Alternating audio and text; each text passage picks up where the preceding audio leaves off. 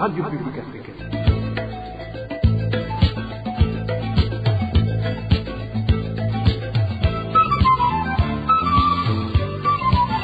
Radio Publique Africaine.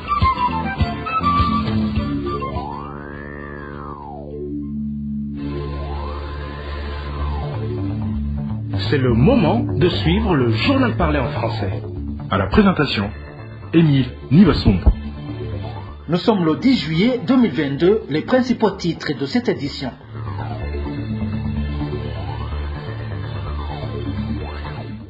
Les autorités burundaises ne devraient pas considérer la diaspora comme un ennemi du pays. La diaspora burundaise est capable de participer activement au développement si les conditions le permettent et le directeur exécutif des partenaires pour la paix et la prospérité va s'exprimer au cours du journal. Une pathologie non identifiée attaque les eucalyptus depuis peu dans la province Gitega. Les agriculteurs sont très inquiets. Vous aurez les détails tout à l'heure. Et certains habitants de Bujumbura demandent au gouvernement d'autoriser l'importation du sucre à grande échelle. La carence de ce produit est toujours observée dans le pays. Nous allons également en parler dans un instant, le développement des titres.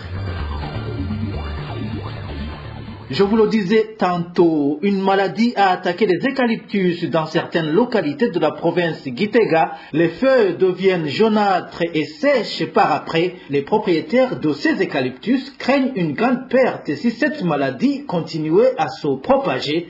Le point avec Eric Nyonzima.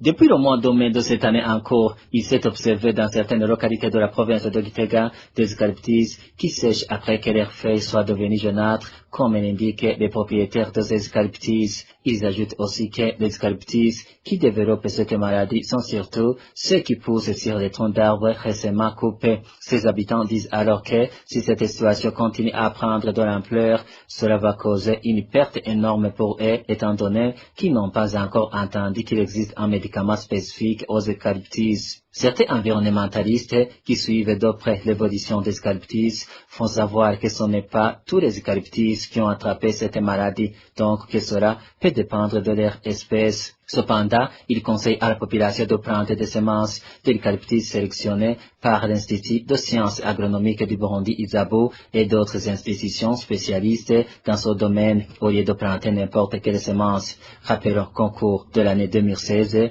les eucalyptus ont été attrapés par une maladie qui a pu terminer d'elle-même. Cette maladie faisait que les feuilles d'eucalyptus avaient des taches blanchantes comme du sel et par après ces feuilles devenaient sèches. Les agriculteurs de la commune Nyabiraba de la province de Bujumbura, eux, accusent l'usine FOMI de ne pas leur fournir les engrais à temps. Ils indiquent qu'ils ont pourtant payé tous les frais irrelatifs depuis plus de 10 mois. Emmanuel Niungeko. Ces lamentations de certains agriculteurs de la commune de Nyabiraba en province de Bujumbura sont dues au fait qu'il y a un paiement en cours des frais d'achat des engrais chimiques produits par l'usine FOMI sans toutefois connaître quand ils en bénéficieront. En commune Nyabiraba, l'on est en train de payer la totalité de la somme destinée aux engrais chimiques car l'avance avait été payée au début du mois de juin. Sur chaque sac de 25 kg, que ce soit pour l'engrais de type Totaradza ou Imbura, l'on paie une avance de 5 000 francs. Et puis, pour l'engrais Totaradza, on ajoute 21 000 francs pour totaliser la somme de 21 000, équivalent au prix du sac. Pour le cas de l'engrais de type Imbura qui coûte 29 000 francs le sac, on doit encore payer une somme de 24 000 francs burundais.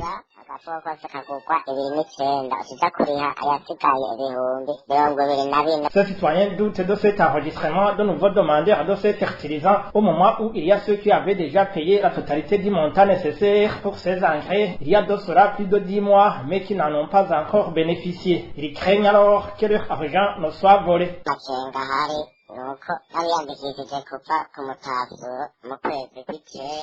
Nous sommes inquiets car ceux qui ont payé pour 10 sacs depuis le mois de septembre n'ont reçu qu'un seul sac et ne savent pas quand ils auront le reste. Nous ne savons même pas si nous allons être servis dans la mesure où même pendant la distribution de la semaine dernière, seul un petit nombre de gens a bénéficié de cet engrais. Plus grave encore, personne ne vient pour expliquer à la population où réside le problème. Ils ne font que continuer les enregistrements alors que la distribution ne suit pas le rythme. C'est à se demander si l'on n'est pas victime d'une escroquerie. Contacté à ce sujet, Simon Hirampeba, le directeur général de l'usine de production des engrais chimiques FOMI, s'est réservé de tout commentaire. Je vous le disais également dans les titres, certains habitants de la ville de Bujumbura indiquent qu'ils n'en peuvent plus. Ils demandent au gouvernement d'autoriser l'importation du sucre. Et comme il s'est avéré que la Sosumo n'est pas en mesure de satisfaire la demande de la population, le point avec Onésime de Shimagizi.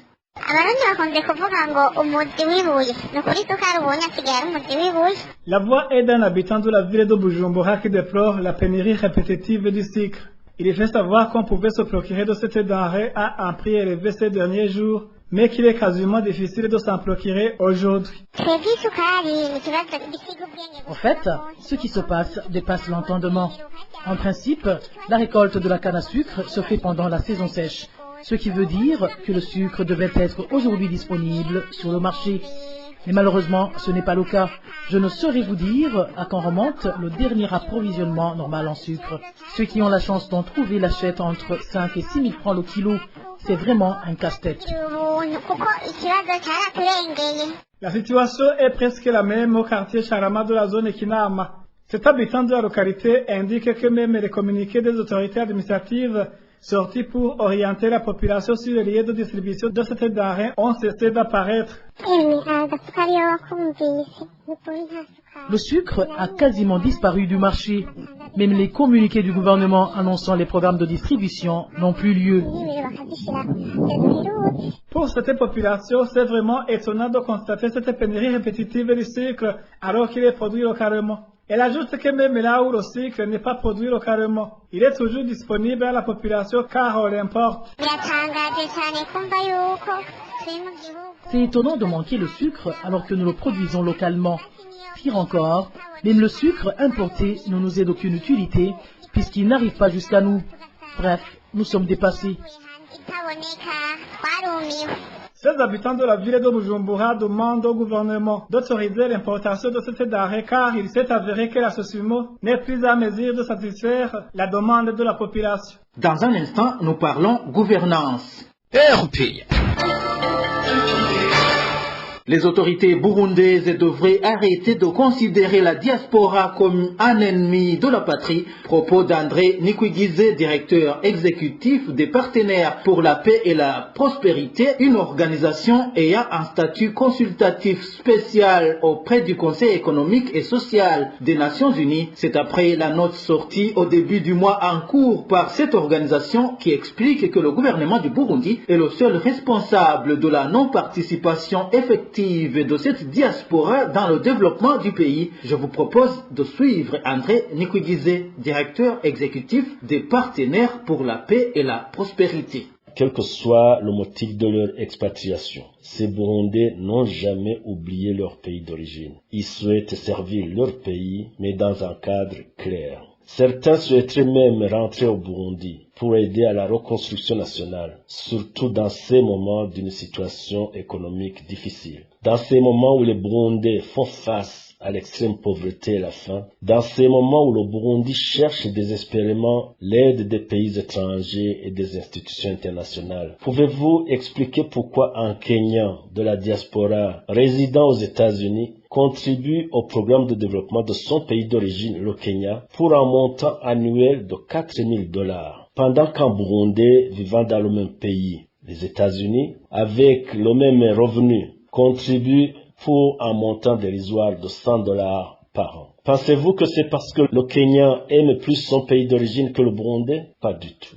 Voici l'explication. Pour le Kenyan, son pays d'origine, le Kenya, connaît sa valeur, aussi bien pour le Kenya que pour les Kenyans. Le Kenya consulte son ressortissant aux États-Unis dans la conception et la mise en œuvre des programmes de développement socio-économique. Le Kenya est conscient que son ressortissant vivant aux États-Unis sera son fidèle ambassadeur dans le pays où il vit, auprès du pays d'accueil, des investisseurs et des touristes, et surtout, le Kenya ne demandera jamais que son ressortissant rentre ou que le pays d'accueil le chasse. Et pendant ce moment, le Burundais qui vit aux États-Unis, son pays d'origine ne cessera jamais de l'appeler déserteur, lâche, traître, qui travaille pour les colons, allant jusqu'à demander au pays d'accueil de ce Burundais de le chasser. Dites-moi comment ce Burundais aura encore le courage de travailler avec ce gouvernement qu'il appelle de tous les noms, qui ne l'honore pas. C'est pourquoi il est temps que les autorités burundaises changent de discours, changent de vision pour les Burundais vivant à l'étranger. André Nikugize indique également que cette diaspora a même les potentialités de contribuer les fonds que le gouvernement ne cesse de solliciter auprès de la communauté internationale. La diaspora burundaise, c'est une richesse nationale. C'est le savoir au bénéfice de la nation. Ces autorités devraient garder à l'esprit que leur diaspora peut substituer et même dépasser le montant des aides que le Burundi reçoit chaque année de ses partenaires de développement et des institutions internationales, comme cela est déjà le cas dans certains pays d'Afrique. Les autorités burundaises devraient considérer la diaspora à sa juste valeur et ne plus lui affubler de noms qui ne les honorent pas et qui font la risée du monde.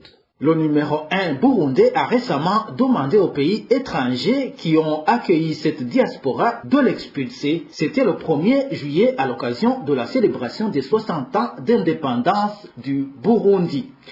Puisque nous parlons du président de la République, Évariste Ndayishimiye accuse l'administrateur de Kiremba de la province Ngozi de détournement des fonds de la commune. Lors de sa visite dans cette province située au nord du pays, le chef de l'État a ordonné au gouverneur de cette province de mener des enquêtes et en cas de besoin de limoger l'administrateur et le conseil communal. Suivez Évariste Ndayishimiye.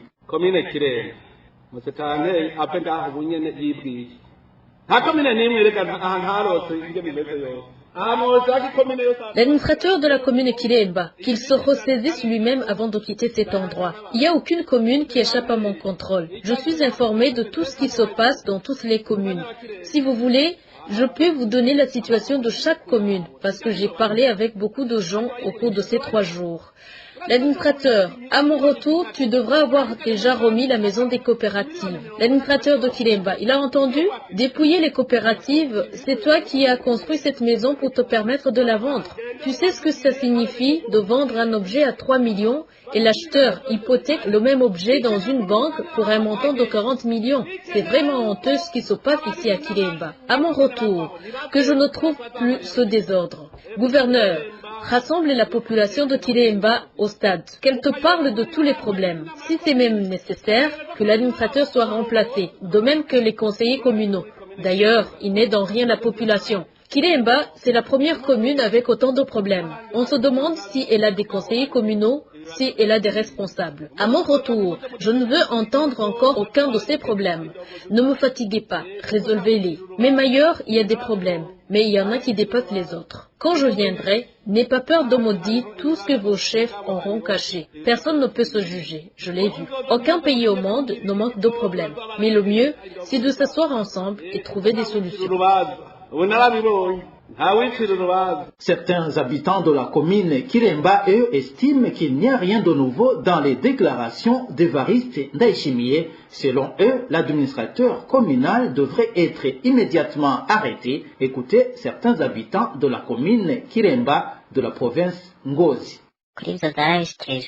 À propos du discours du président de la République concernant l'administrateur de la commune Kiremba, nous nous disons qu'il devait plutôt ordonner son arrestation parce que c'est grave ce qui lui était accusé. Nous avons appris que cet administratif a détourné plus de 100 millions. En bref, il veut s'approprier toutes les richesses de la commune. Il doit d'abord être arrêté puis incarcéré. Elles sont lourdes les accusations qui pèsent contre lui.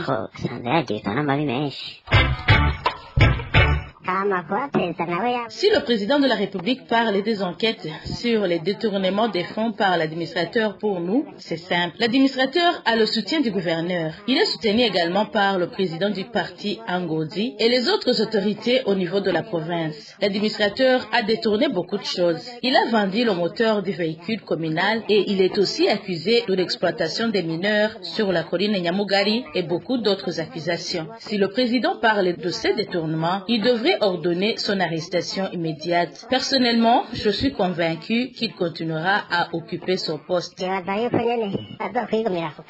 Voilà, c'est par ces réactions des habitants de la commune Kiremba de la province Ngozi que nous mettons un point final au journal du 10 juillet 2022. Merci à vous tous qui nous avez suivis. Émile Niwasumba, j'étais à la présentation. Au revoir.